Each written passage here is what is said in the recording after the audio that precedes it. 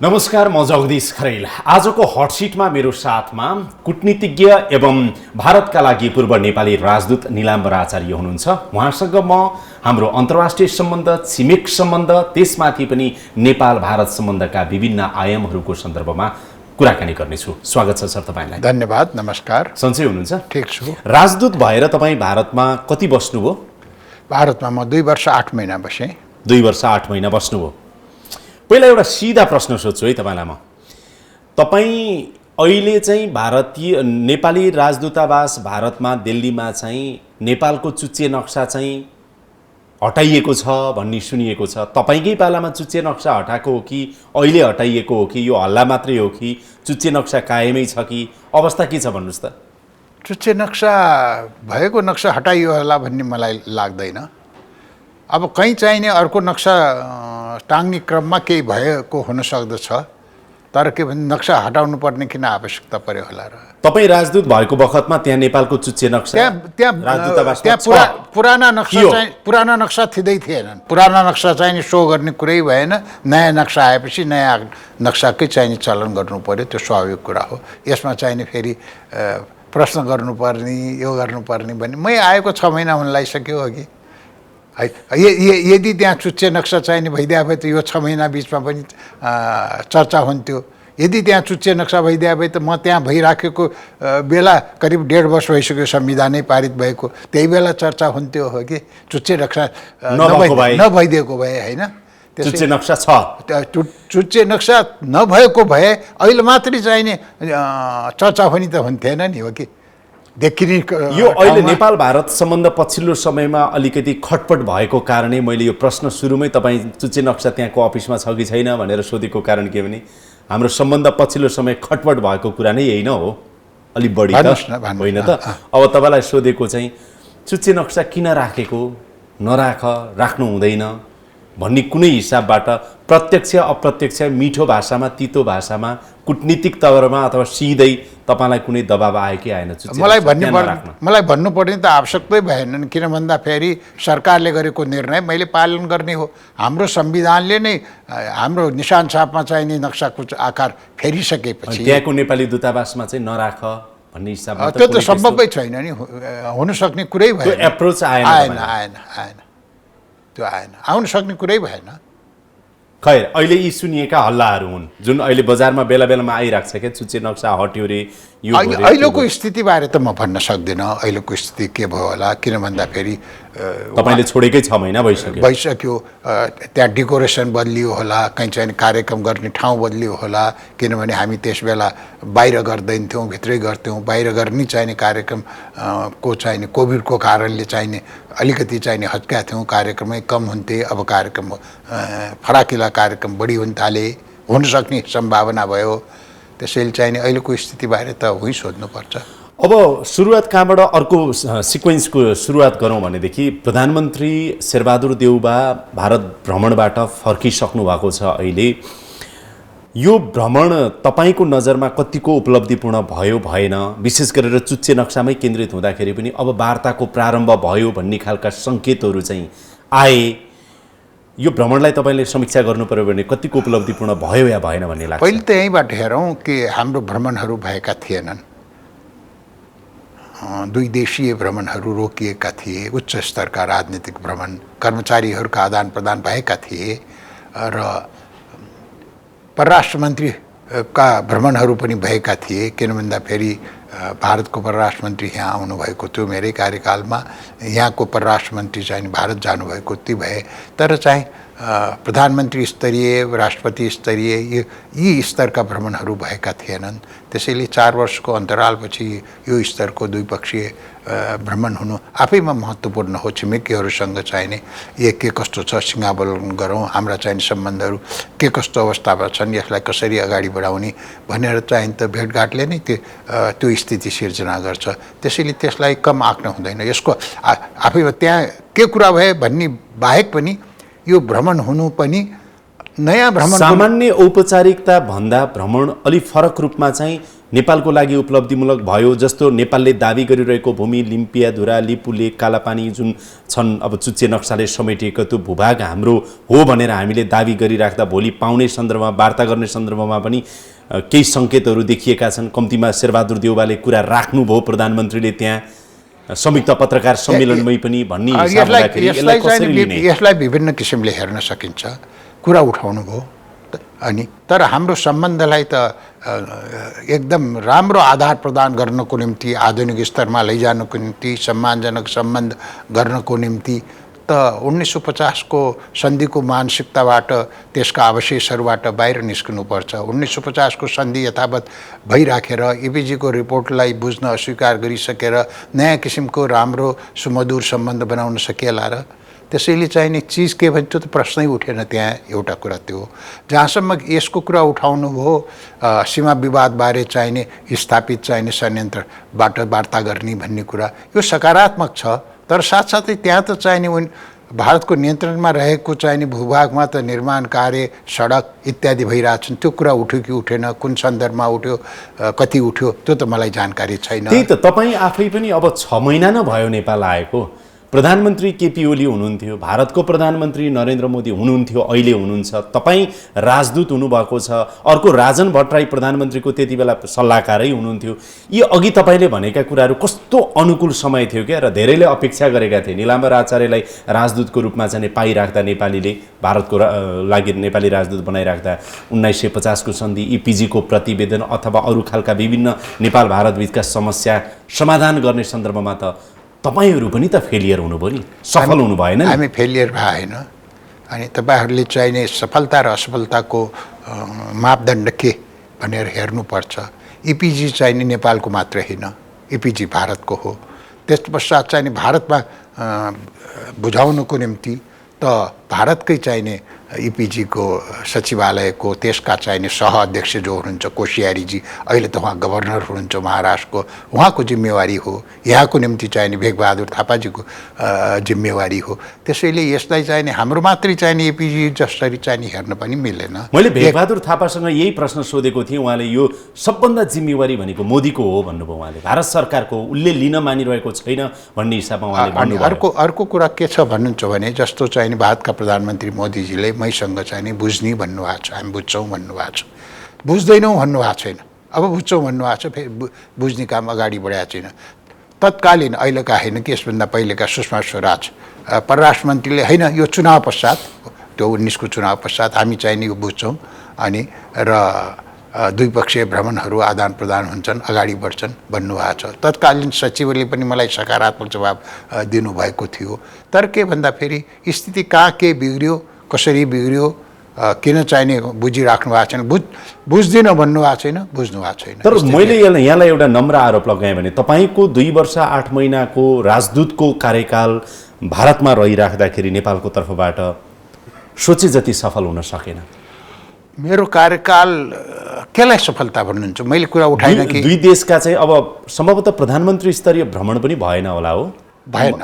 चुच्चे नक्सा जारी पछि केपी ओलीले भ्रमण गर्नु भएन, उताबाट पनि भएन। प्रधानमन्त्री जानुभयो, त्यो बेग्लै कुरा हो। किन भन्दा फेरि यो शपथ ग्रहण कार्यक्रममा बोलाउनु भएको थियो मोदीजीको चाहिने दोस्रो कार्यकालको शपथ ग्रहणमा, त्यस बेला भ्रमण भयो।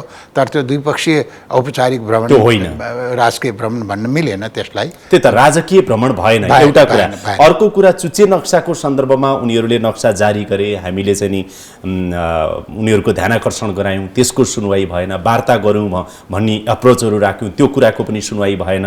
उनीहरूले ट्र्याक खोल्ने कामहरू गरे, त्यो कुराहरूको पनि सुनवाई भएन। भारत सरकारले यो अवधिमा, तपाईँको कार्यकालको अवधिमा हेर्दाखेरि हामी एप्रोच राख्न कोसिस गरेको गरै गर्ने, तर उनीहरू व्यवस्था गरेको गरे, त्यो देखियो। त्यो भनेको त राजदूतको रूपमा तपाईँ त्यहाँ गइसकेपछि आम नेपाली जनताले अपेक्षा गर्ने त हाम्रो अनुभवी एउटा कूटनीतिज्ञ राजनीतिज्ञ नीलाम्बर आचार्य हुनुहुन्छ, उहाँले मिलाउनुहुन्छ होला भन्ने पनि हो नि। त्यो सक्नु भएन कि भनेर मैले नम्र आरोप लगाएँ। यो तपाईँको चाहिने भनाइ यो अलिकति सरलीकृत भयो के, किनभने सिधै चाहिने हामीले जग्गा फिर्ता पाएपछि झन् सक्यो भन्ने हुन्थ्यो। किन भन्दा फेरि त्यो चाहिँ द्विपक्षीय सम्बन्धसँग रिलेटेड हुन्छ। हामीले हाम्रो मुद्दालाई त्यहाँ प्रस्तुत गऱ्यौँ कि गरेनौँ, यो भएन भन्यो कि भन्यो नि हो, बुझ्नुहोस् भन्यो कि भनेन हो, तपाईँले यसै राख्दाखेरि हाम्रो सम्बन्धमा चाहिने असर पर्छ, यसले राम्रो गर्दैन भन्यो कि भनेनौ, त्यसलाई अगाडि बढाउने प्रयास गर्यौँ कि गरेनौ, चिज चाहिने त्यहाँ हेर तपाईँले कति प्रयास गर्नु हो, मुख्य कुरा त्यो हो। प्रयास गर्नुभयो, भयो, भन्नुहोस्। त्यो त अघि नै मैले भने प्रयास भयो हामीले, तर हामीले त्यो वार्ताको वातावरण अब मलाई भन्दा तपाईँलाई बढी अनुभव छ, तर राजदूत भनेको एउटा ब्रिजिङको काम पनि गर्ने होला, त्यो खालको इन्भाइरोमेन्ट, त्यो खालको चाहिँ नि वातावरण दुईवटा सरकार प्रमुख अथवा राज्य अथवा यो बिचमा चाहिँ त्यो मिलाउने हाम्रो तर्फबाट, हाम्रो देशको तर्फबाट त्यो दायित्व अलि पुरा हुन सकेन कि? योसँग म त्यति सहमत हुँदैन। के भन्दाखेरि इपिजी चाहिने उहाँहरूले बुझ्नु भएन, अनि त्यसको निम्ति चाहिने के भन्दाखेरि हाम्रो तर्फबाट प्रयास गर्ने, उहाँहरूकै तर्फबाट पनि प्रयास गर्ने हो। उहाँहरू पनि असफल हुनुभयो नि त, किनभने यो त उहाँहरूको पनि प्रतिवेदन हो, यो त संयुक्त प्रतिवेदन हो।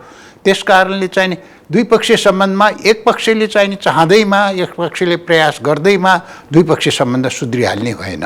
तपाईँले यो भन्नु पर्यो कि तपाईँका प्रयासहरूमा कहाँ कमी कमजोरी रहे भन्ने हो भने तपाईँले यो भन्न सक्नुहुन्छ, यो प्रयास पुगेन होला, कहाँ चाहिने ऊ भए भन्ने कुरा।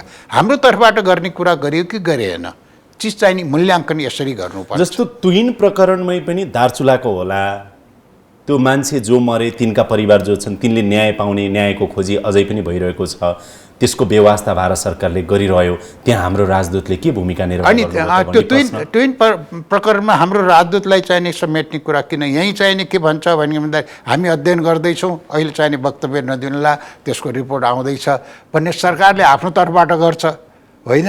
सरकारको दबावमा तपाईँ पर्नुभयो? दबावमा होइन, यसै चाहिने केही तथ्य नआएर त राजदूतले बोल्दैन नि त। ट्विन प्रकरण अखबारमा त्यहाँ निस्क्यो, त्यो हुनासाथ चाहिने त्यहाँको मन्त्रालयमा गएर विरोध जनाउँदैन त राजदूतले। परराष्ट्र मन्त्रालयको यहाँको सरकारको निर्देशन चाहिने खोज्दछ, निर्देशनमा सरकारले तत्काल निर्देशन नदिएपछि अध्ययन हुँदैछ, खोजी नीति हुँदैछ, जाँच पडताल हुँदैछ भन्ने बाहिरै आइरहेका छन् त। गृह मन्त्रालयकै चाहिने यहाँ निर्देशनै आएको थियो होइन। त्यसैले चिजलाई के भन्दाखेरि राजदूत आफै चाहिने एक्लै संस्था होइन, परराष्ट्र मन्त्रालय छ, प्रधानमन्त्री हुनुहुन्छ, नेपाल सरकार छ, त्यसको नीति व्यवहार निर्देशनलाई लागू गर्ने हो। त्यसको विपरीत चाहिँ राजदूत जान मिल्दैन। तर ट्विन प्रकरणमा मलाई सोध्नुहुन्छ भनेपछि त्यसमा गल्ती भएको हो, अनि ट्विन प्रकरणमा हुनासाथ चाहिने द्विपक्षीय गरेर द्विपक्षीय चाहिने छानबिन गरौँ के भएको हो, र दोषी फेला पर्यो भने चाहिँ दोषीलाई कारबाही गरौँ र पीडितलाई चाहिँ क्षतिपूर्ति दिउँ भन्ने चाहिँ दिशातिर जानुपर्ने हो। त्यो त्रुटि भएको, कमजोरी त्रुटि भएको, यसमा राजदूतावासलाई चाहिँ मुस्नुपर्ने आवश्यकता छैन। नीलाम्बर सर, विदेशमा विशेष गरी त्यो पनि भारतमा नेपाल जस्तो देशको तर्फबाट राजदूत हुन के चुनौती रहेछ, के समस्या रहेछ, के समस्याका पहाडहरूसँग पनि जुझ्नुपर्ने रहेछ, कस्तो के महसुस गर्नुभयो? खुलेर बताउनुहोस् न है, एकचोटि भन्नुहोस् न के हुँदो रहेछ भन्नुहोस् त। हेर्नुहोस्, हाम्रो धेरै व्यापक सम्बन्ध छ, जनस्तरका छन्, नेपालीहरूको नै त्यहाँ छन्, तिनका पनि आफ्ना समस्याहरू छन्, यहाँबाट नेपालीहरू जानेका समस्या छन्, व्यापारीहरूका समस्या छन्, विकासका समस्या छन्, सीमाका समस्या छन्, पारवहन व्यापार त छँदैछ, लगानी इत्यादिहरूका छन्। यी चाहिनेको हुँदाहुँदै पनि मुख्य कुरा चाहिनेमा हाम्रो ध्यान कम गयो भन्ने लाग्दछ। मुख्य कुरा के भन्दाखेरि हामी दुई देश चाहिने आधुनिक संसारका चाहिने दुई सार्वभौम देश हौँ। हामी अहिले चाहिँ 21औं शताब्दीको तेस्रो दशकमा छौँ र धेरै परिवर्तन भइसकेको छ संसारमा, भारतमा, नेपालमा। तर हामी 1950 को सन्धिको समयको मानसिकताका जो अवशेषहरू छन् ती अवशेषहरूलाई राखिराखेका छौँ। त्यसैले जबसम्म हामी 1950 को सन्धिको मानसिकताबाट पूर्णतः मुक्त हुँदैनौँ तबसम्म हाम्रो सम्बन्धलाई पुरापुर सम्मानजनक एउटा सार्वभौम समानताको आधारमा अगाडि बढाउन, शङ्कारहित, विश्वासपूर्ण बनाउन चाहिने त्यसले मद्दत गर्दैन। त्यो अवशेष भनेको के? तपाईँले दुईचोटि दोहोऱ्याएर भन्नुभयो 1950 को सन्धिका अवशेषहरूको मानसिकताबाट हामी अझै पनि गुज्रिरहेका छौँ भनेर तपाईँले दुईचोटि दोहोऱ्याएर भन्नुभयो। आम जनतालाई सरल रूपमा बताइदिनुहोस्। 1950 को सन्धिका अवशेष भनेन, 1950 को सन्धिकालीन चाहिने मानसिकताका अवशेष। त्यो मानसिकता भनेको के छ? हामीसँग भारतसँग के छ? मानसिकता भनेको त्यस बेला भारतले हाम्रो आन्तरिक मामला पनि हस्तक्षेप गर्थ्यो, विभिन्न सल्लाह दिन्थ्यो, भारत ठुलो दाइ हामी भाइ भन्ने हुन्थ्यो। जस्तो के भनेपछि त्यो भारतलाई लाग्थ्यो र त्यो हामीलाई पनि लाग्थ्यो। हामीले पनि त्यो अवस्था अहिले हामी दुवै देश छौँ, हामीलाई पनि त्यो लाग्छ। पुरा मानसिकता चाहिँ छैन, तर त्यसको अवशेष चाहिँ छ। हेर्नुहोस् न, त्यो अवशेष भारतमा छ कि दुवै देशमा छ? देखेकै छ नि। के भन्यो भन्दाखेरि ए तपाईँहरूले संविधान जारी नगर्नुहोस् है, हाम्रो आन्तरिक मामला हो, हाम्रो संविधान कहिले कस्तो गर्ने के गर्ने जारी गर्ने त्यो भनियो नि त। संविधान जारी गर्न नि रोक लगाउने कोसिस गरिएन तत्पश्चात सालमा तत्पश्चात संविधान जारी गरेपछि ब्लकेट गरियो। त्यही मानसिकता हो नि। मानसिकता त भारतसँग त तपाईँले भन्नुभयो छ, अब हाम्रो देशको नेताहरूसँग हामीसँग चाहिँ त्यो पनि हामीसँग पनि छ। त्यो मानसिकताबाट उसले के भन्छ भन्ने कुरा लाग्छ, ग्रसित छौँ। यही हेर्नुहोस् न, हामीले भारतका चाहिने पदाधिकारीहरूलाई नेताहरूलाई हामीले चाहिँ सबैसँग भेटाउँछौँ, राजदूतलाई चाहिने पुरा चाहिने स्वतन्त्रता दिन्छौँ। त्यही कुरा चाहिने हाम्रो राजदूतलाई त्यहाँ दिइँदैन। हाम्रा चाहिने नेताहरू जानुहुन्छ, सरकारी तहले जहाँ जहाँ भनेको छ त्यसलाई भेट्नुहुन्छ, विपक्षीको नेतालाई भेट्नुहुन्न, अन्य राजनीतिक नेतालाई भेट्नुहुन्न। तर भन्नुहुन्छ के भनेपछि हाम्रो भारतसँग सम्बन्ध छ, व्यापक सम्बन्ध छ भने त व्यापक क्षेत्रसँग भेटघाट र संवाद हुनुपर्ने। एउटा कुरा सुरुवात गरिहाल्नुभयो, अलिकति बताइदिनुहोस् न थप चाहिँ। हाम्रो राजदूत उहाँ दिल्लीमा राजदूत हाम्रो नेपाली हुनु र भारतीय व्यक्तिको नेपालको राजदूत हुनुमा यो दुईटा राजदूतमा फरक के हुँदो रहेछ? तपाईँले के अनुभूति गर्नुभयो राजदूत भइराख्दा? 1950 को मानसिकता त्यही हो। यहाँ आउने भारतीय राजदूत नेपाल चलाउँछु, नेपालमा मेरो प्रभाव देखाउँछु भनेर आउँछ। हो, त्यति तेर नजानुहोस्, त्यति चर्को जाने होइन। अलि चर्कै भयो। चर्कै हो, किनभने चिज धेरै फेरिया छ। मतलब प्रभावित बनाउँछु, भारत अनुकूल बनाउँछु भनेरै आउँछ। राजदूतको दोष छैन, बुझेँ मैले। मानसिक तपाईँले भन्नु मानसिकता छ, नेपालीको पनि मानसिकता छ। पर्खिनुहोस् है सर, म एउटा क्लियर हौँ है। नेपालमा आउने भारतीय राजदूत भनेको नेपालमा अब हाम्रो भारतीय राजनीतिक प्रभाव जुन रूपमा चाहिँ अब रियालिजम भन्छ नि, त्यो खालको हेजेमोनी, त्यो खालको प्रभुत्व हामी बनाउँछौँ, कायम राख्छौँ, दाइको भनेर उनी भयो। हाम्रो नेपाली राजदूत जो भारतमा जानुहुन्छ उहाँहरूले गर्ने भनेको अनुनय विनयकै अवस्था हो। तपाईँको भनाइ चाहिने जसरी प्रस्तुत गर्नु भने मैले त गरिनँ। के हो मानसिकता? भन्नुहोस् न त। मानसिकता त्यो 1950 को सन्धिको पछिको अवशेषका मानसिकता भाइ र दाइको भनेको के त? तपाईँले चाहिने प्रेस सम्बोधन हेर्नुभयो न?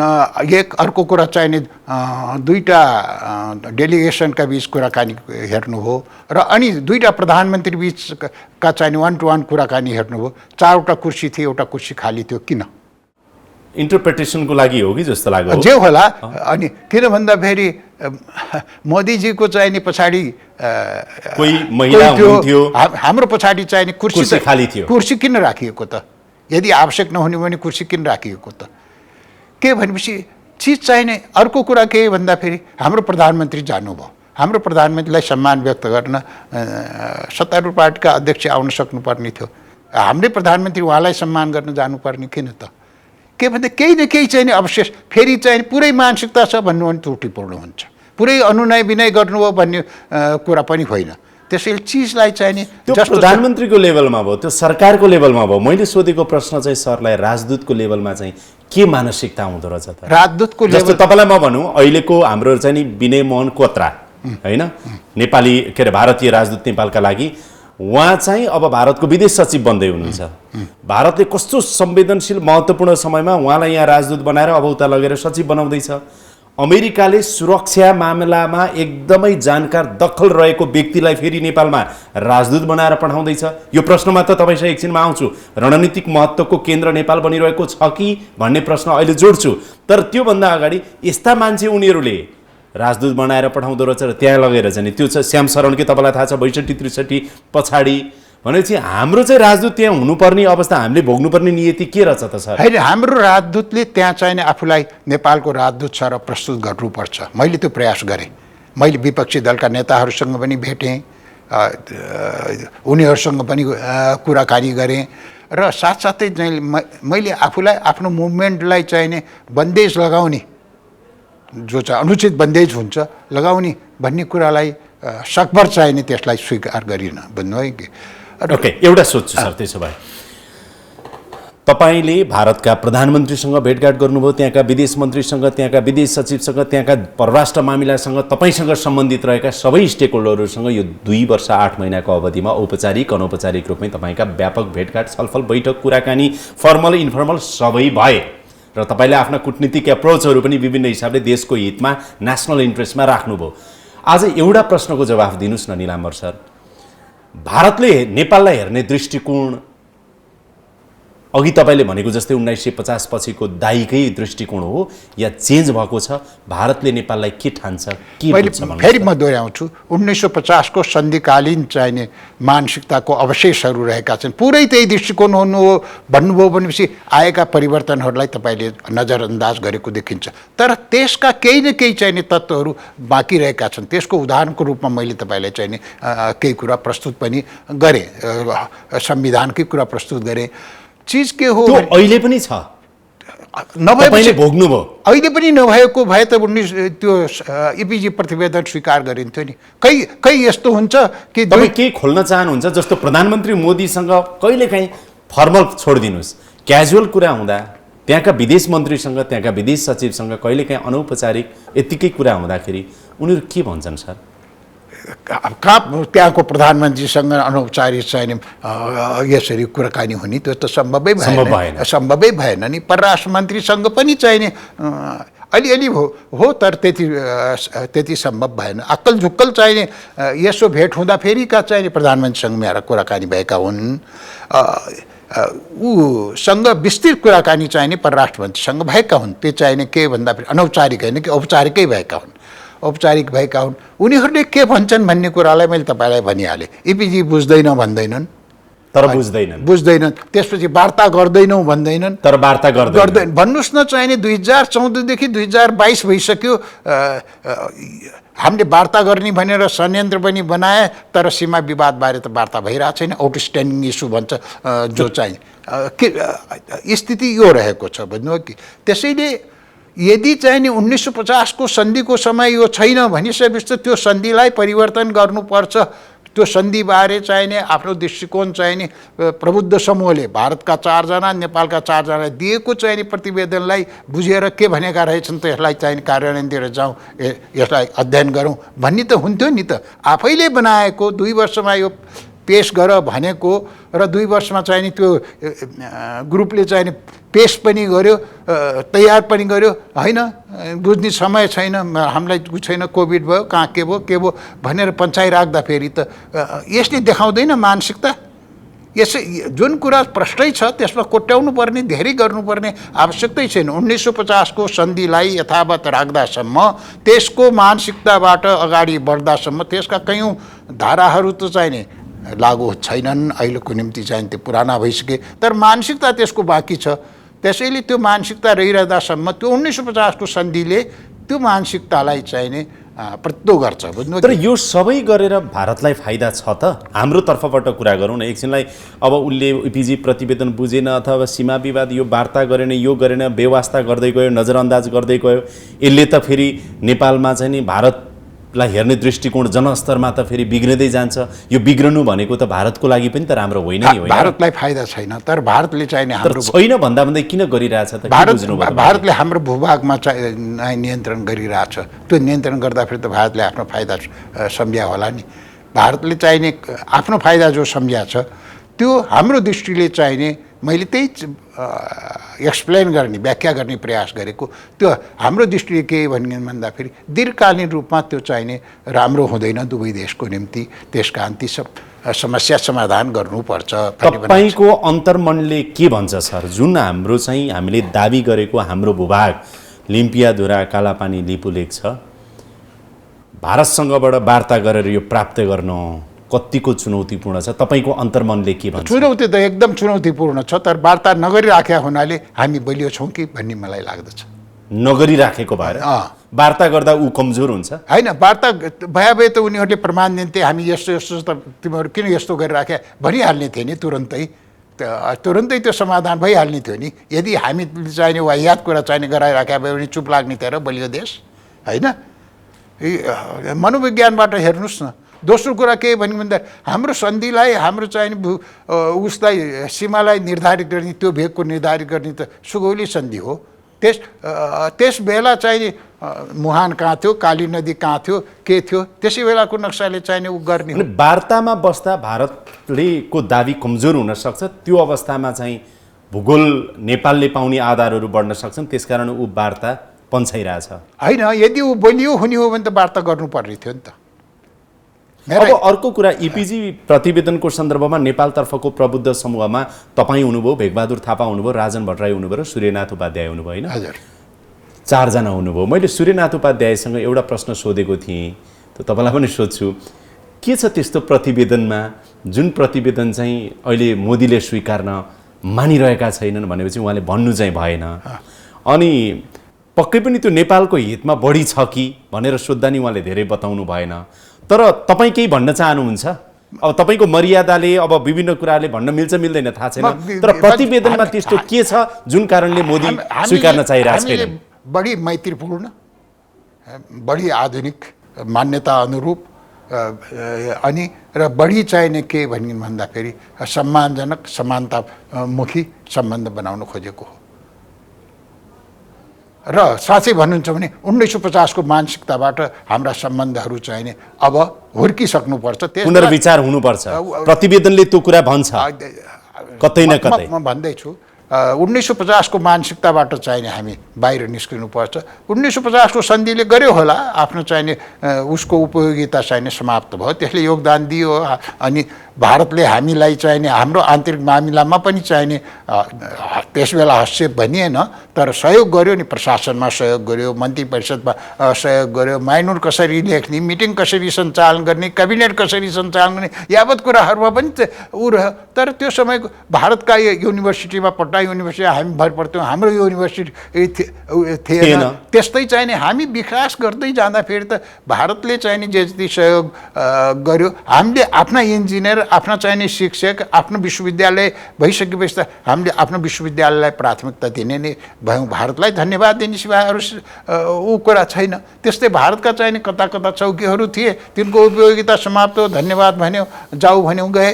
कीर्तिनिधि विष्टले पठाउनु भयो उहाँकै पालामा। हो, त्यसैले चाहिने के भन्दा हिजो हामी थियौँ, यहाँ थियौँ, त्यस कारणले चाहिने हामी पछि पनि रहिराख्नुपर्छ भन्ने त होइन नि। कुनै आवश्यकताको निम्ति आएका हुन्छन् अनि हामीलाई ट्रेनिङ दिन। तर भारतले यो कुरा तपाईँले अहिले भने जति कुरा स्वीकार्न सकिरहेको छैन अहिले पनि भनेर तपाईँ भन्दै हुनुहुन्छ। मैले अवशेष भनेको त्यही होला। मैले चाहिने जे भने त्यही हो। तपाईँले त्यसलाई जसरी बुझ्नुहुन्छ बुझ्नुहोस् हो कि त्यो तपाईँले आफूले बुझ्ने हो कि चिज के भने हामीले सम्बन्ध राम्रो पार्न चाहन्छौँ भने स्थिति के छ त्यो देखाउने हो। आरोपको शब्दमा तपाईँले चाहिने कुरा गर्न थाल्नु भने फेरि चाहिने कुराकानी अगाडि बढ्ने। अहिलेको स्थिति के छ भने 1950 को सन्धिको मानसिकता, त्यसले प्रतित्व गर्ने मानसिकता र त्यसका प्रावधानहरू अब पुराना भइसके, अब चाहिने काम लाग्दैनन्। तर यही कुरा जोडदार रूपमा हामीले चाहिँ पछिल्लो समय भारत सामु राख्नै सकेनौँ कि सर। चाहे देउबाको पालामा, चाहे ओलीको पालामा, चाहे अर्को प्रचण्डको पालामा, चाहे गणतन्त्र 62-63 पछि गणतन्त्र आएपछि पनि धेरै पार्टीका धेरै प्रधानमन्त्री भए, सरकार भए, परराष्ट्र मन्त्री भए, राजदूतहरू भए। यो असमान सन्धि छ 50 को इपिजीको प्रतिवेदन बुझाउँ भनेर पछिल्लो समय पनि जोडदार रूपमा हामीले भारतसँग राख्न सकेनौँ कि। एउटा कुरा के भने तपाईँको शब्दमा चाहिने अलिकता लघुतावाद भाष छ, हीनता भाष छ। हाम्रा सबै प्रधानमन्त्रीले राख्न सक्दैनन्, सबै राजदूतले राख्न सक्दैनन्, मनमोहनले राखेनन्, ओलीले राखेनन्। त्यसैले चाहिने के भन्दाखेरि राख्नै सक्दैनन् भन्ने जो चाहिने दृष्टिकोण छ त्यो गलत छ। हाम्रा कर्मचारीहरूले पनि केहीले राख्न सक्छन्, केहीले राख्न सक्दैनन्, राजनीतिज्ञले पनि केहीले राख्न सक्छन्, केहीले राख्न सक्दैनन्। हाम्रो चाहिने कमी कमजोरी एक ठाउँमा मैले देखेको छु हाम्रो तर्फबाट इन जनरल। त्यसलाई मैले तोड्ने प्रयास गरेँ हो विश्वास के भनेपछि भारत लोकतान्त्रिक डेमोक्रेटिक प्रजातान्त्रिक देश हो। त्यसकारण भारतलाई मनाउनको निम्ति भारतका विविध पक्षसँग चाहिने अन्तर्क्रिया गर्नु पर्यो, हाम्रो के भनाइ छ भनेर बुझाउनु पर्यो। अनि र हामी चाहिने अहिले अब आधुनिक मान्यतामा बढ्नुपर्छ, यस्तो छ, हामी त यति निकट हौँ भनेर चाहिने भन्नु पर्यो।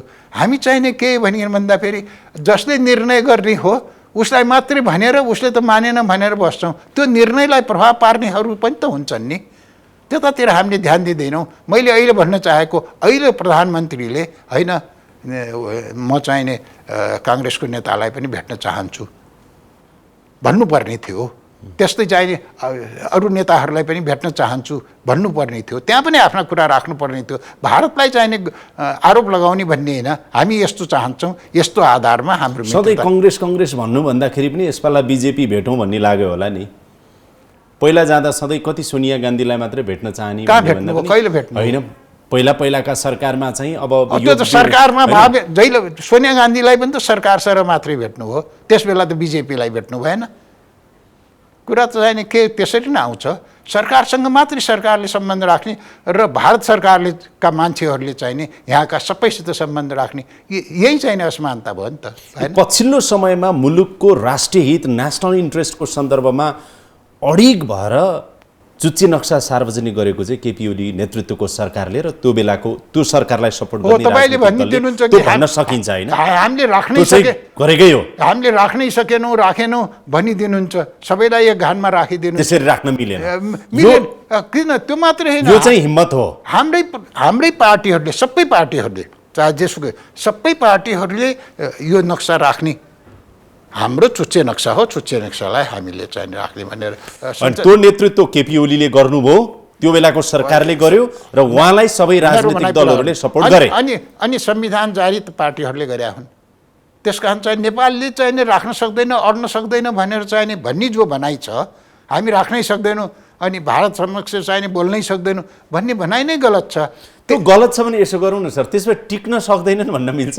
टिका छन्, टिका पनि छन्, नटिका भएपछि त चुच्चे नक्सै प्रकाशित गर्ने। फेरि तपाईँ आफै यहाँ अर्को विरोधाभास भयो, फेरि टिकेको पनि छन्, अडान राखेको पनि छन्, गरेका नै छन् भन्छौँ, फेरि त्यो अवशेष 1950 को सन्धिको अवशेष चाहिँ अझै पनि हामीमा भाइमा कतै न कतै हीनताबोध चाहिँ छ है पनि भन्नुहुन्छ, फेरि यहाँ विरोधाभास। तपाईँ चाहिने चिजलाई कालो र सेतो मात्रै देख्नुहुन्छ, त्यसका विभिन्न सेडहरू हुन्छन्, बुझ्नुभयो कि, केही ब्ल्याक एन्ड व्हाइट हुँदैन, सम्बन्धहरू पनि ब्ल्याक एन्ड व्हाइट हुँदैन, त्यसका विभिन्न आयाम हुन्छन्, विभिन्न रङ चाहिने हुन्छन्, अनि त्यसैले चाहिने चिजलाई के भन्दा 1950 को सन्धिको मानसिकतामा छौँ पुरै भनेर मैले शब्द प्रयोग गरेका छैन, अवशेषहरू छन् भनेको छु कि धेरै कुरा हामी अगाडि बढाएका छौँ, तर कतिपय कुरामा हच्क्या पनि छौँ। हच्क्या पनि के भने सबै हच्क्या छैनन्, फेरि केही नेता हच्क्या छन्, केही नेता हच्क्या छैनन्, त्यसैले यसलाई स्थिति भारतमा पनि त्यही स्थिति छ। केही नेता होइन अहिले त के भन्दा चीनसँग सम्बन्ध राख्यो,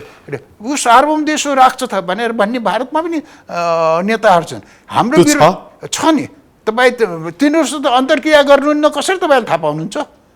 हो कि त तपाईँले बुझेको भारतीय दृष्टिकोण के रहेछ त भनेर नि आज जान्न खोजेको। जस्तो हामी कतिले चीन परस्तमा बिआरआई चाहिँ ल्याउने बित्तिकै, चीन परस्त स्वीकार्ने बित्तिकै, एमसिसी स्वीकार्ने बित्तिकै अमेरिका प्रो अमेरिकन अथवा एउटालाई यति यसलाई हामी नन अलाइनमेन्ट मुभमेन्टका कुरा छौँ। अघिको प्रश्न पनि यसैसँग जोडेर सोध्छु तपाईँलाई, भारतीय दृष्टिकोण चाहिँ बिआरआई र एमसिसीको सन्दर्भमा के पाउनु भएको छ? भारतीय दृष्टिकोण भने के? भारतको सरकारको दृष्टिकोण, भारतको सरकारको र भारतका चाहिँ परराष्ट्र मामिलाका जानकारहरू, अब जनस्तरको कुरा त जनताको। अनि तपाईँको टिभी भारतमा पुग्छ, तपाईँका अखबार भारतमा पुग्छन्, तपाईँका नेताहरू भारतमा सबै चाहिने जनस्तरमा अथवा बौद्धिक वर्गसँग चाहिने यहाँका नेता गएर चाहिने सबै नेताले अन्तर्क्रिया गर्छन्, राजदूतले अन्तर्क्रिया गर्छन्, सबै राजदूतले। त्यसैले चाहिने के भन्यो भन्दा भारतमा जहिले सुकै चाहिने यहाँ के भनिएको छ भने भारतले नेपालप्रति परराष्ट्र नीतिमा सबै एउटै दृष्टिकोण सबैको रहेको छ, हामी मात्रै बेग्ला बेग्लै दृष्टिकोण राख्छौँ भने यही गलत छ। किनभने तपाईँले होइन अरूसित अन्तर्क्रिया नै इन्क्लुडिङ चाहिने ब्लकेटको बेला पनि त आवाज आयो नि, के चाहिँ ब्लकेट गरे ठिक भएन, ब्लकेट भइराखेकै बेला पनि भारतमा पनि मानिस थिए जसले ब्लकेटको विरोध गरे। त्यस्तै के भनेपछि तपाईँले इपिजीको प्रतिवेदन देखिराख्नु भएको छ, 4 जना चाहिने प्रबुद्ध व्यक्ति भारतका र नेपालका मिलेर सहमतिको भएको छ। त्यो कुरालाई भारतको चाहिने सरकारी पक्षले चाहिने बुझ्न अस्वीकार रहेछ भन्दाखेरि त भारतमा अर्को किसिमले सोच्ने, यथार्थवादी सोच्ने पक्ष नभइदिया भएपछि यो सहमतिको प्रतिवेदन आउने थियो। तयार हुन्थ्यो। हामीहरू एक रटान चाहिने के भन्दाखेरि भारतको एउटै दृष्टिकोण छ। हाम दुईटा देशको मित्रता र सहयोगलाई मद्दत पुर्याउने दृष्टिकोणसँग हामीहरू चाहिने निकटता पनि त हुनु पर्यो, तिनीहरूसँग पनि त अन्तर्क्रिया हुनु पर्यो। त्यसले अनि चाहिने सरकारी दृष्टिकोणलाई पनि त प्रभाव पार्न सक्छ। यो कुरातिर पनि त जानु तयार हुनु पर्यो। हाम्रो अहिलेको मनस्थितिमा चाहिँ नेपाल र भारतको सन्दर्भमा हामी सार्वभौम मुलुक हौँ, हाम्रो इन्डिपेन्डेन्सी छ, तिम्रो आफ्नो सार्वभौमिकता छ, हाम्रो आफ्नो छ भन्ने हिसाबले तपाईँले सिधा के भन्ने सङ्केत गरिराख्नु भएको छ नि, पुरा होइन है, तर अवशेष मात्रै हो। त्यो अवशेष चाहिँ अब क्लियर हुँदै गएको देख्नुहुन्छ कि तपाईँले तुलना गर्दा, कि हामी अब भारतमा पनि हाम्रो दृष्टिकोण छ नेपाल एउटा सार्वभौम मुलुक हो, उसले जुन देशसँग जस्तो सम्बन्ध उसको देशको हितको हिसाबले हामीलाई ठुलो असर नगरिकन राख्न सक्छ भन्ने मानसिकता बढ्दै जाँदाखेरि म तपाईँलाई एक सेन्टेन्समा भनिदिन्छु। 1950 को सन्धि यथावत राख्दा सम्म चाहिने त्यो अवशेष रहन्छ। अब त्यसको पुनरावलोकन गर्ने, त्यसलाई संशोधन गर्ने, त्यसलाई खारेज गर्ने, जे भन्नुहोस्, त्यो कसरी त षड्यन्त्र बनाएको छ, गर्दैनन्। इपिजीको प्रतिवेदन छ, बुझ्दैनन्। षड्यन्त्र बनाएको छ। इपिजीको प्रतिवेदन दुवै देशका प्रधानमन्त्रीले बुझे भनेदेखि 1950 को सन्धि निष्क्रिय हुन्छ। निष्क्रिय त कसरी हुन्छ? त्यसले दिएका सिफारिस चाहिने, त्यसको लागि के गर्नु पर्यो त? त्यसले दिएका सिफारिसहरू छन्, त्यो सिफारिसको अध्ययन गर्नु पर्यो, कति कारण हुन्छन्। त्यस्तै 1950 को सन्धिबारे दुईटा सचिवहरूले कुराकानी गर्ने भन्ने छ, खै बस्दैन। त्यो त बैठकै बसेको छैन। हो, अनि के भन्नुहुन्छ भनेपछि 1950 को सन्धिलाई अहिलेको उसले हेर्नु पर्यो, कहाँ हेरफेर गर्नुपर्छ, बदल्नुपर्छ, अर्को ल्याउनुपर्छ, विचार गर्नु पर्यो भन्ने कुरा त स्वीकार गर्नु भएको छ। समय अनुकूल संशोधन गर्नुपर्छ। तपाईँ राजदूत भइसक्यो, संशोधन गर्नुपर्छ या खारेज गर्नुपर्छ अथवा कसरी अगाडि बढ्नुपर्छ भन्नुहोस् त? त्यो अहिले म भन्न सक्दैन, किनभने म एपिजीको पनि मेम्बर हो। मैले चाहिने त्यो भन्नुभएको छ, भनेको छु, प्रतिवेदनमा छ, धेरै प्रष्टसँग भनेको छु। यसरी भनौँ सर, प्रतिवेदन दुवै देशका प्रधानमन्त्रीले स्वीकार्नुहोस् र प्रतिवेदनले गरेको सिफारिस अनुसार कार्यान्वयन गर्नुहोस्, दुवै देशको हितमा छ, त्यसले धेरै सम्बोधन गर्छ। पहिले त प्रतिवेदन ग्रहण गर्नुहोस्, अनि प्रतिवेदन ग्रहण गर्नुहोस्, बुझ्नुहोस्, त्यसलाई अध्ययन गर्नुहोस्। त्यसलाई अध्ययन गरिसकेपछि तपाईँहरूका चाहिने जे दृष्टिकोण राख्छन् त्यो दृष्टिकोण स्पष्टसित चाहिने प्रस्तुत गर्नुहोस्। यो त इपिजीका मान्छेको भनाइ हो, नीलाम्बर आचार्यको व्यक्तिगत चाहिने भनाइ हो कि चाहिने 1950 को सन्धि चाहिने को आधारमा अगाडि बढ्दाखेरि चाहिने अब हाम्रो सम्बन्धलाई चाहिने तीव्र गतिसँग आधुनिक मान्यता अनुरूप चाहिने अगाडि बढाउन गाह्रो पर्छ। त्यसकारण चाहिँ 1950 को मानसिकताबाट मुक्त हुनुको निम्ति 1950 को सन्धि चाहिने को ठाउँमा अर्को सन्धि आउनुपर्छ। अहिले यो मेरो मान्यता हो। तर तपाईँ इपिजी प्रतिवेदन बुझिसकेपछि त्यसमा के भनेका छन्, कति कुरा तपाईँहरूले स्वीकार हुन्छ, कति स्वीकार हुन्न, कसरी कार्यान्वयन गर्नुहुन्छ, त्यो बुझिसकेपछि गर्नुहोस्। अब तपाईँलाई के लाग्छ, जस्तो अहिलेको पछिल्लो विश्व हेरिराख्दाखेरि हामी रसिया युक्रेनको पनि अहिले वार हाम्रो चाहिँ आँखा अगाडि नै छ, हामी देखि नै रहेछौँ। अब युनिपोलारबाट बायोपोलार हुँदै हामी मल्टिपोलारतिर विश्व गएको देखिन्छ। अब अमेरिका मात्रै एक्लो शक्तिशाली राष्ट्र होइन भन्ने खालको चाहिँ अब चाइनाले एक खालको चुनौती होला, रसियाको आफ्नै हिसाबको होला, अरू विभिन्न देशहरू अब युरोपतिरका पनि।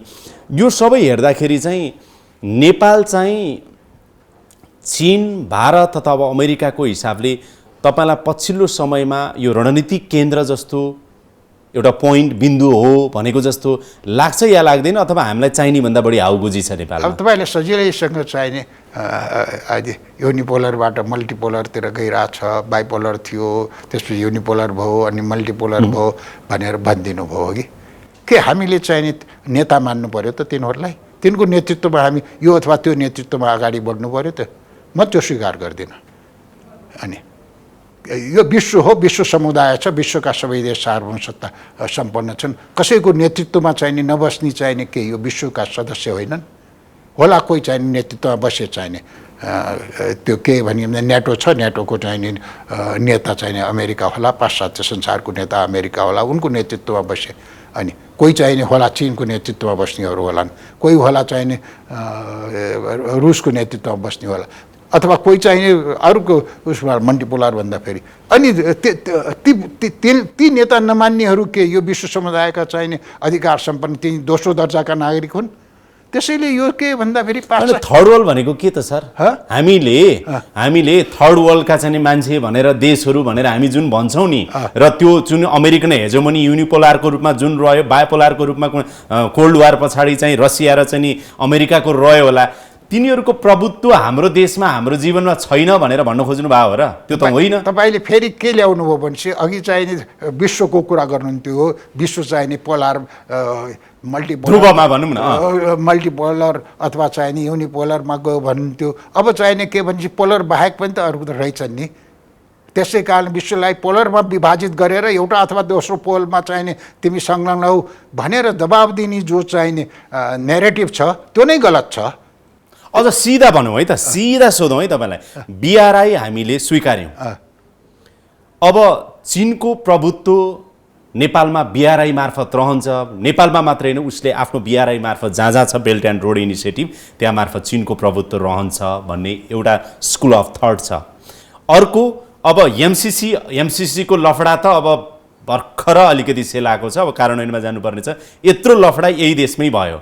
अब एमसिसी मार्फत चाहिँ आइपिएस अन्तर्गत अमेरिकी प्रभुत्व अब विश्वभरि जसरी जान्छ भन्ने कुराहरू आइराख्दाखेरि अब हामी कतै त्यो रणनीतिक केन्द्र भारत र चीनको बिचमा छौँ, हाम्रो सार्वभौम मुलुक त्यो चपेटामा पर्छौँ कि रणनीतिक केन्द्रको रूपमा उनीहरूले हेरेका छन् कि छैनन्, के लाग्छ तपाईँलाई भनेर सोध्न खोजेँ मैले चाहिँ। जगदीशजी एउटा कुरा प्रश्न भनौँ, हामी कसैको प्रभुत्वलाई र कसैलाई अनि आफ्नो नेता मान्दैनौँ।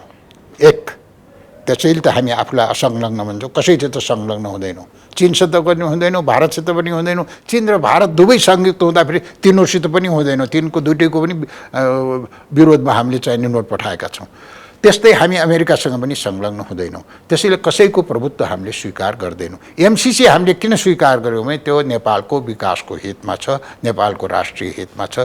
नेपाललाई चाहिने समृद्ध बनाउन पूर्वाधारहरू तयार गर्न, ट्रान्समिसन लाइन होला, बाटो होला, दुईवटा कुरामा छ, त्यसमा मद्दत गर्छ भने स्वीकार। बिआरआईमा हामी किन सक्दैनौँ भने हामीले चाहिने पूर्वाधार र अन्य कुरा विकासमा चाहिने त्यसले हामीलाई मद्दत गर्दछ। त्यसकारण बिआरआई भनेको कुरा सैद्धान्तिक भएन सर। व्यवहारिकमा साँच्चै हामीलाई भारतले के भन्छ अथवा चाइनाले के भन्छ, चीनले के भन्छ, अमेरिकाले के भन्छ भनेर हाम्रा नेता, हाम्रा राजनीतिक दल सोध्छन् सोध्दैनन्? सडकमा प्रदर्शन गर्नेदेखि संसदमा पास गर्नुपर्छ हेर्नुभयो भने नेपाली जनताले के भन्छ भनी पनि सोध्छन्, पार्लियामेन्टले के भन्छ भनी सोध्छन्।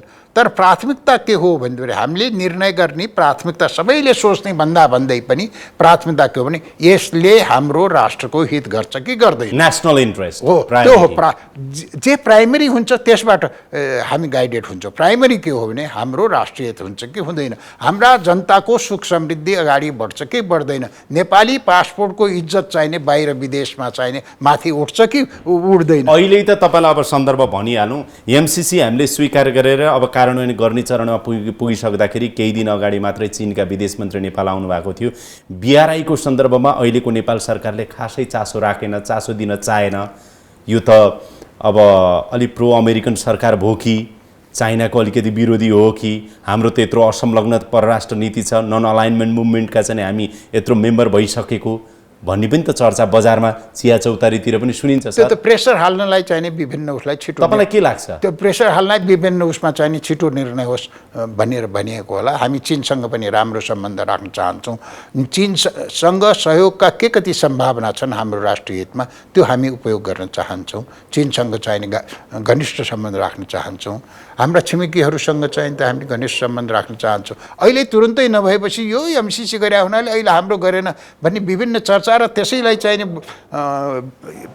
बढाइ चढाइ गरेर चाहिने त्यसैमा अल्मलिनुपर्ने आवश्यकता छैन। तपाईँलाई लाग्छ अमेरिकाले नेपाललाई हेर्ने भनेको भारतको आँखाबाट हो पनि भन्छन्, त्यस्तो हो कि होइन सर? तपाईँले के बुझ्नुभयो भारतमा रहँदा? हेर्नुहोस्, सिधा सोधेको हेर्नुहोस्, भारतले आफ्नो चाहिने यहाँ सम्बन्ध अगाडि बढोस् भन्ने चाहन्छ। यो ठाउँमा चाहिने अमेरिकाको बढोस्, चीनको बढोस्, अरू बढोस् भन्ने नचाहला। अमेरिकाले आफ्नै सम्बन्ध बढोस् भन्ने चाहन्छ। त्यस कारण चाहिने भारतको आँखाले हेरे पनि, चीनको आँखाले हेरे पनि, अमेरिकाको आँखाले हेरे पनि, अरूको देशको आँखाले कसैले हेरेपछि पनि सबले हेर्नुपर्ने आफ्नो राष्ट्रिय स्वार्थ हो। हेर्नुहोस्, तसर्थ चाहिने यी आँखा भन्ने कुराहरू अनि यी चाहिने बौद्धिक विलासिता हुन्। चिज के भने प्रत्येक देशले अनि उसले आफ्नो राष्ट्रिय स्वार्थलाई कसरी बुझाएको छ त्यो राष्ट्रिय स्वार्थबाट हेर्छ। हाम्रो परराष्ट्र पछिल्लो परराष्ट्र नीतिमा पनि हाम्रो छिमेकीहरूसँगको सम्बन्धलाई अलि विशेष रूपमा जोड दिँदै दुई विशेष नजिकका छिमेकीहरूको सम्बन्धलाई पनि अलिकति परराष्ट्र नीतिले उल्लेख गरेको छ। भनेपछि भारतसँगको सम्बन्ध अहिले भारतसँगको कुरा गरिराख्दा त चीनसँगको दुईटा नजिकका छिमेकी जो भूगोल जोडिएका छन् उनीहरूसँगको सम्बन्ध गर्दाखेरि हामीले बिर्सनै नहुने कुरा के हो यो सम्बन्ध राम्रो बनाउनको लागि, सधैँ मेन्टेन गरिराख्नको लागि?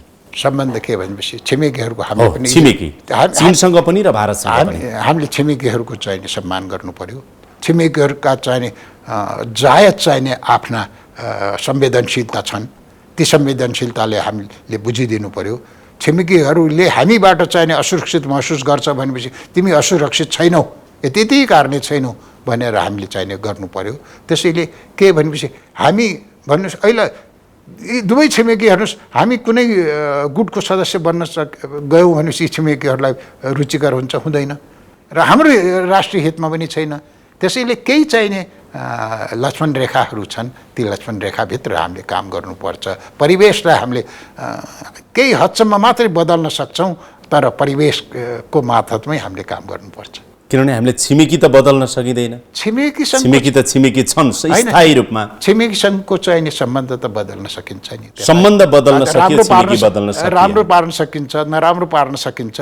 त्यसकारण हामीले आफ्ना छिमेकीहरूको संवेदनशीलतालाई, अनि मैले छिमेकीहरू भनेको छु है, सरकार भनेको छैन, बुझेँ मैले। अनि नेता भने सरकार त आउँछन् जान्छन्। हामीले दीर्घकाल यति भयो भनेपछि हाम्रा चीनका जनताले हामीप्रति उनीहरूले कुनै चाहिने कुभाव राखेनन् है, सद्भावै राखेछन् भन्ने देखिन्छ भन्ने हामीलाई लाग्छ भनेपछि त्यो सद्भाव, त्यस्तै भारतप्रति सद्भाव राखे भन्ने पुरा भारतलाई हेर्नु पर्यो, पुरा चीनलाई हेर्नु पर्यो, तिनको संवेदनशीलतालाई बुझिदिनु। त्यति हेर्ने क्रममा तिनको प्रतिनिधित्व त सरकारले गर्छन्।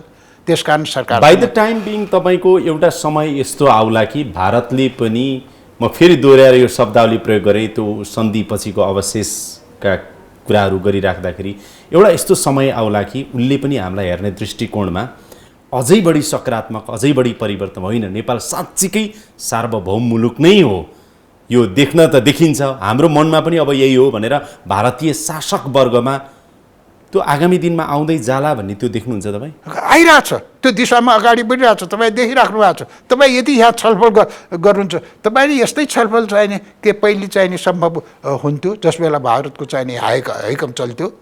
त्यसैले चाहिँ तपाईँले गर्नुभयो किन? आइरहेछ। कस्तो थियो यो कोदारी राजमार्ग गर्दाखेरि कति चाहिने मेहनत गर्नु पर्यो, कति मुस्किलसित बनाउनु पर्यो, त्यो चाहिने कति चाहिने दबाब हो। अहिले त चाहिने के भन्यो भन्दाखेरि सहयोगिता दिँदाखेरि त्यत्रो दबाब त हामीले झेल्नु पर्दैन। तपाईँले त्यसैले चाहिने आएका चेन्ज हुँदैछ हो, मैले त्यसैले अवशेष भनेको त्यस्तो, त्यसैले चेन्ज हुँदैछ, राम्रोतिर गइराखेकै छ। तसर्थ के भने केही चाहिने आशंका छन्, संवेदनशीलता छन् भनेपछि त्यो संवेदनशीलता के छन् भनेर जायज संवेदनशीलतालाई हामीले सम्बोधन गर्नु पर्दछ, आश्वासन पार्नु। तर के भनेपछि निर्णय गर्ने हामी गर्छौँ भन्ने वर्षौँसम्म नगर्ने। पञ्चेश्वरको हेर्नु 25-26 वर्ष भइसक्यो, त्यसरी राख्दाखेरि त विश्वासको सम्बन्ध अगाडि बढाउनु त मद्दत पुग्दैन। तर अरुण 3 को काम राम्रै चलिरहेको छ, हामी खुसी छौँ होइन। त्यसर्थ चिजलाई चाहिने के भन्दाखेरि चिजलाई समष्टिमा हेर्नु पर्यो। हामीको बानी के छ भनेपछि बदमास भएपछि त्यो शत्रु नै हो, बदमास हो मित्र भएपछि त्यो लम्बसारै भए हुन्छ, त्यो होइन। चिजमा चाहिने यो विविधता हुन्छ, विविधतामा कहाँ राम्रो। हाम्रै घरमा पनि चाहिने के घर परिवारमा चाहिने केही कुरा हामीले राम्रो गरिरहेको हुन्छौँ, सम्बन्धमा आपसी सम्बन्धमा घर सदस्यहरूमा केही कुरा नराम्रो गरिरहेको हुन्छ। एउटै कुरालाई जनरलाइज गरेर चाहिने त्यो त मेरो विरुद्ध गइहाल्यो भन्ने, त्यो त मेरो जे भन्छ आज्ञाकारी एकदम सेवक दासै भइहाल्यो भन्ने। एक्सट्रिम दुईटै ठिक हो, ठिक हो, एक्सट्रिम दुईटै ठिक होइन, घातक हुन्छ। वास्तविकतामा आउनुभयो। हजुर, वास्तविकतामा आउनुभयो। यहाँ त के भन्ने कि त भारत विरोधी कि चाहिँ नै भारत परस्त, त्यो सोचाइ नै गलत छ। प्रत्येक नेपालीले आफ्नो सोच्दा भारतसँग बढी गहिरो राष्ट्रिय हित, नेसनल इन्ट्रेस्टलाई आधार मानेर बनाइने सम्बन्ध ठिक हुन्छ। ठिक। अर्को कुरा प्रत्येकले राष्ट्रिय हितलाई आफूले चाहिने सोचे हुन सक्ला। भारतसित अलिकति निहुरिएर के बिग्रिएर हाम्रो चाहिने हामी बलियो हुन्छौँ भन्ने कसैले सोच। त्यसैले कसैको नागरिक त उसको पनि देश हो, त्यसैले कसैको देशभक्तिमाथि पनि शङ्का गरेर तुरुन्त के आफ्नो असहमति हुनासाथ त्यो त देशद्रोही अनि राष्ट्रद्रोही भनिदिने प्रवृत्तिले पनि राष्ट्रलाई कमजोर पार्छ। एक्सट्रिमिजम बेठिक हो। बेठिक हो। अब अन्तिम प्रश्न सोध्छु सरलाई। अब अहिले नयाँ राजदूत जानुभएको छ भारतमा, नेपाली राजदूत, उहाँको अगाडि के सल्लाह दिन चाहनुहुन्छ? चुनौती यस्तो छ उहाँ एकदम योग्य हुनुहुन्छ, सक्षम हुनुहुन्छ। त्यसमा पनि शङ्कर शर्मा, डाक्टर शङ्कर शर्मा अर्थशास्त्री हुनुहुन्छ। त्यसैले हाम्रो आर्थिक तपाईँ के सल्लाह दिनुहुन्छ? हाम्रो अगाडि बढ्नु हाम्रो आर्थिक समृद्धिमा चाहिने उहाँले मद्दत पुर्याउनुहुन्छ। उहाँ जानुभएकोमा मलाई खुसी लागेको छ, मेरो शुभकामना छ। उहाँलाई दिने सल्लाह, उहाँसँग कुराकानी मैले गरेकै छु, गरेको छु। योग्य मान्छे जानुभएको छ होइन? मैले भनिहालेँ, म खुसी छु, शुभकामना छ। राम्रो मान्छे जानुभएको छ। राम्रो मान्छे गएकोलाई भारतले पनि चाहिने राम्रो राजदूत आछ भनेर त्यही किसिमले व्यवहार गर्ला भन्ने म आशा गर्छु। समय दिनुभयो सर, धेरै धेरै धन्यवाद। धन्यवाद, नमस्कार। Thank you so much.